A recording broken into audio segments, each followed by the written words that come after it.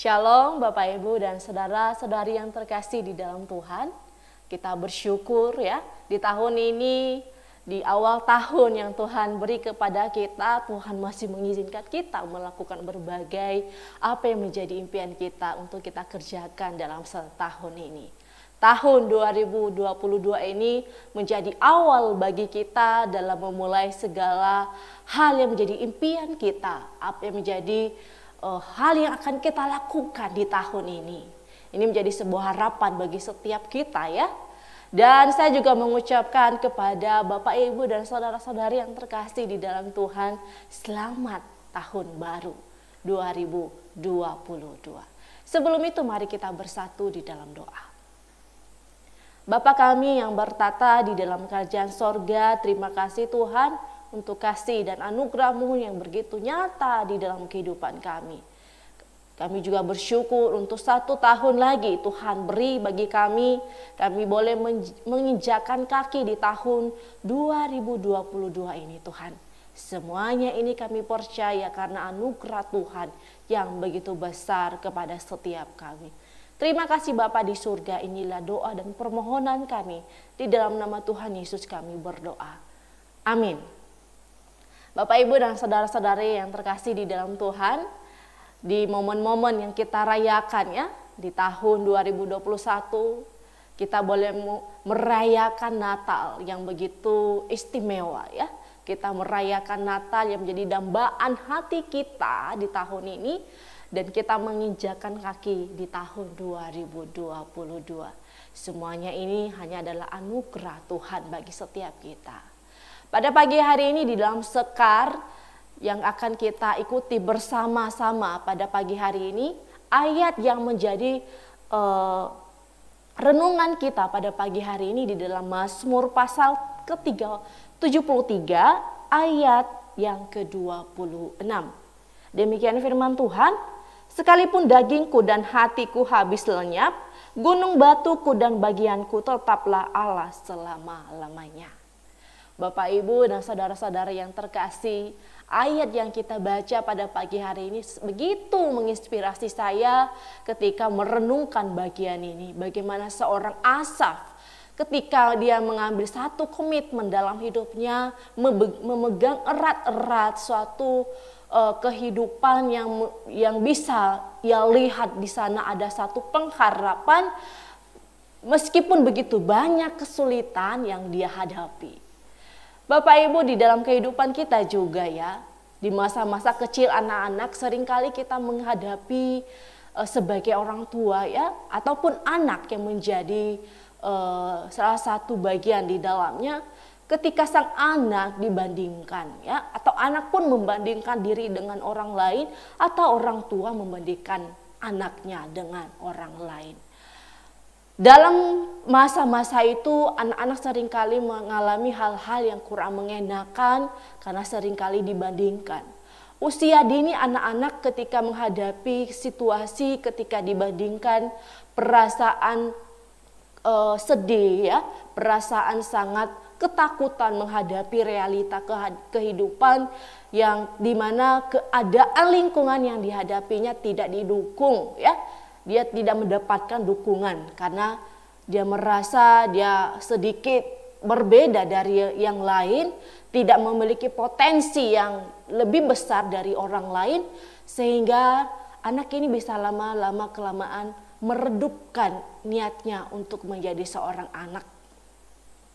Hal serupa juga terjadi di dalam kehidupan ya, di perikop yang kita baca, bagaimana Mazmur Asaf ini membandingkan antara kehidupan orang fasik dan orang percaya ya. Di mana orang fasik begitu mujur kehidupannya, begitu makmur kehidupannya ya.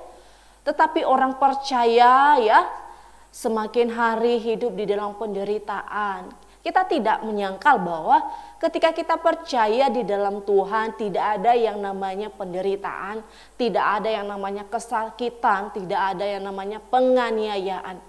Pasti semuanya itu akan terjadi.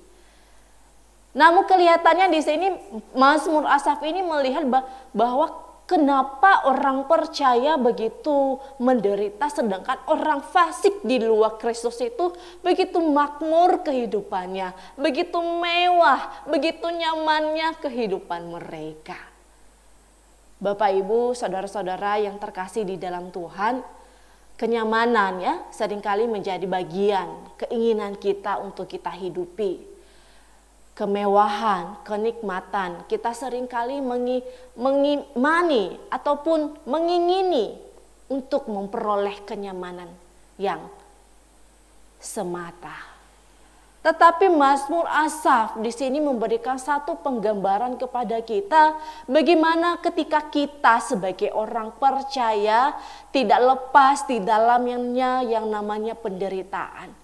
Namun di dalam penderitaan ini Mazmur di sini memberikan satu pengharapan kepada kita, yaitu bahwa seseorang di dalam Tuhan itu adalah ketika ia memilih Tuhan sebagai batu, sebagai gunung batuku ya, sebagai gunung batuku yang teguh.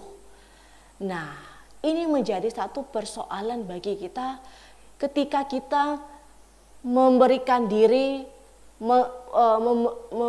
menyatakan diri kita sebagai orang percaya ya, menyatakan bahwa kita sebagai orang percaya, tetapi seringkali kita digoyahkan ya.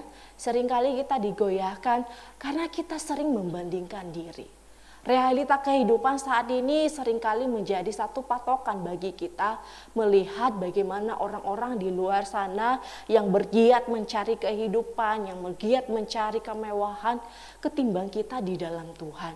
Kok kita begitu-begitu terus ya, nggak ada kemajuan ya, kok rumah kita nggak ada beda-bedanya ya, kok orang yang tidak percaya, yang tidak datang ke gereja, yang tidak beribadah, kehidupannya semakin maju. Apakah aku harus seperti itu?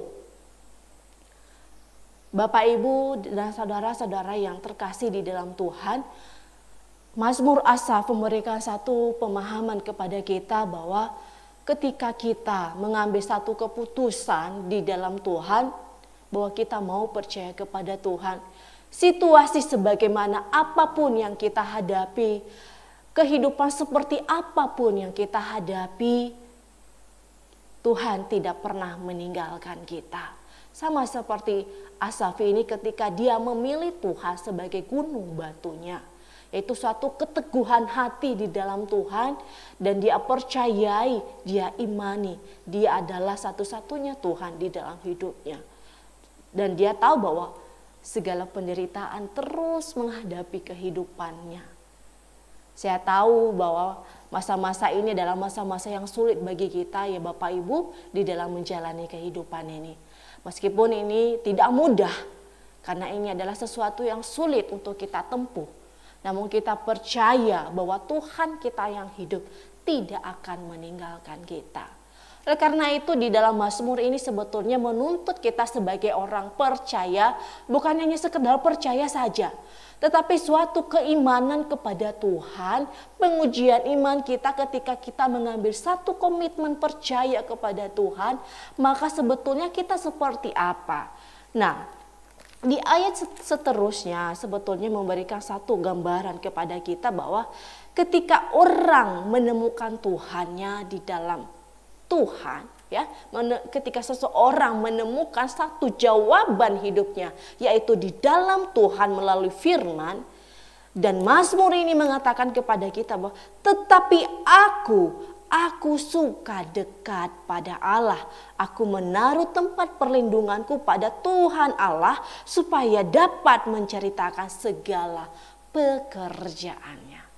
Wah, luar biasa Bapak Ibu. Jadi sebetulnya orang yang di dalam Tuhan, yang menemukan segala jawaban permasalahannya di dalam Tuhan, dikatakan orang itu adalah orang yang dekat dengan Tuhan, menjalani hubungan intim dengan Tuhan, dan menaruh segala harapannya, pergumulannya di dalam Tuhan, karena Tuhan adalah satu-satunya perlindungan yang sejati. Kelelahan yang kita hadapi di tahun 2021, mari kita taruhkan di kaki Tuhan. mari kita berikan di dalam pemeliharaan Tuhan. Karena kita manusia yang terbatas, maka kita butuh seorang yang menjadi kekuatan kita, yaitu Tuhan di dalam hidup kita. Bagaimana Bapak Ibu di dalam mengawali hari-hari kita dalam tahun 2022 ini? Apa yang menjadi harapan kita? Apa yang menjadi komitmen kita di tahun ini? Mari kita berikan di dalam tangan pemeliharaan Tuhan. Karena Dia adalah gunung batu yang sejati, yang memberikan kelegaan kepada setiap kita, yang menolong kita, yang membukakan jalan bagi setiap kita. Namun yang terpenting adalah bagaimana kita menjalani hubungan yang intim di dalam Dia. Mari Bapak Ibu, mari kita bersatu di dalam doa. Bapa kami yang di surga, terima kasih ya Tuhan untuk firman yang boleh kami dengar di pagi yang indah ini, yang memberikan satu pengharapan kepada kami dalam mengawali tahun 2022 ini. Mohon Tuhan yang beranugerah bagi setiap kami untuk menjalani kehidupan yang begitu sulit. Namun kami yakin ketika kami percaya hanya kepada Tuhan saja, segala kesulitan, segala kesakitan, segala kelelahan, keletihan, Tuhan berikan kelegaan. Tuhan berikan rest kepada kami. Tuhan, inilah hidup kami, pimpinlah kehidupan kami sepanjang hari ini. Di dalam nama Tuhan Yesus kami berdoa. Amin.